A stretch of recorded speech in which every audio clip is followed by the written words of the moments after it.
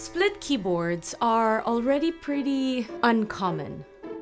I can't remember how many times someone has told me, "Hey, your keyboard's broken!" Not to mention their utterly confused faces when they try to use it. But what if I told you some split keyboards can be tilted up to 60 degrees? What the fudge? How am I supposed to type with this? I'm down to 1 word per minute, and that word is perflictus clap.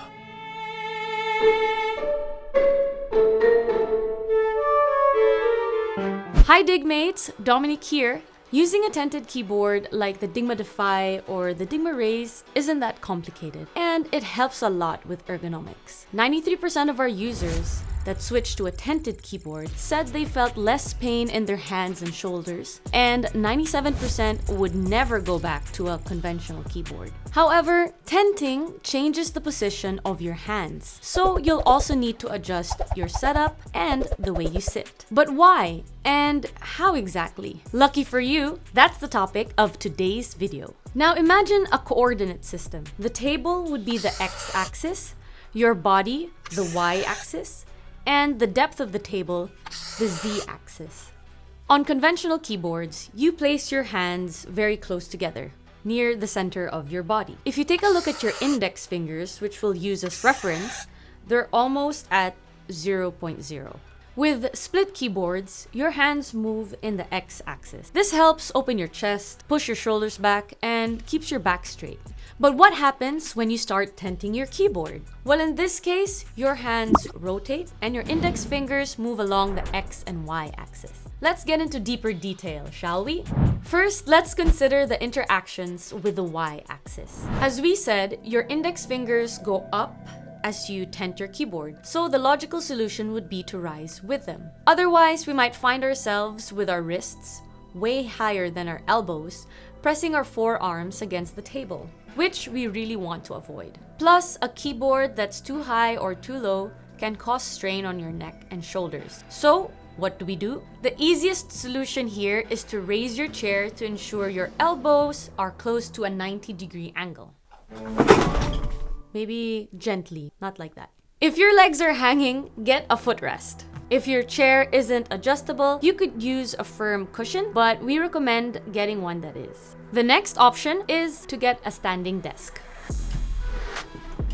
It's the best ergonomic investment you can make, after buying a Dygma keyboard, of course.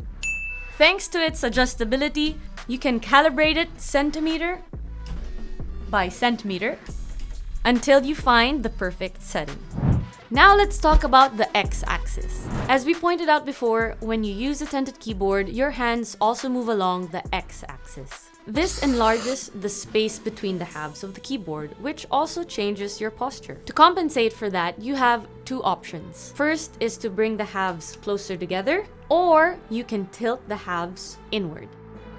Finally, let's consider the z-axis. Your position on the z-axis also significantly impacts the height of your hands. Try moving your keyboard up and down the table to see what feels more comfortable for you. Do you prefer having space in between your body and the desk, or having your elbows resting on the table? If you're sitting this other way, in a more relaxed state of being, please don't.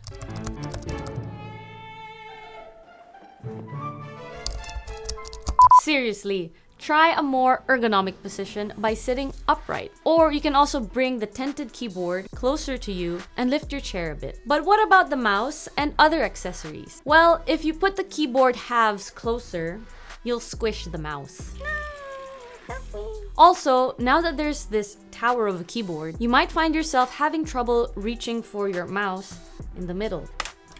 One solution would be to put your mouse back on the right side. Now that both halves are closer, it's less of a reach than when using a flat split keyboard. You can also get creative and place your mouse or trackpad on an elevated surface between the halves. So there you have it, folks. With these tips, you'll go from 1 perflictus clap per minute to typing as fast as always, but now in maximum comfort. As always, don't forget to like, subscribe, and hit the bell icon. And if you want to learn more about the history and benefits of tenting your keyboard, check out these other videos right here. Can I do a limbo?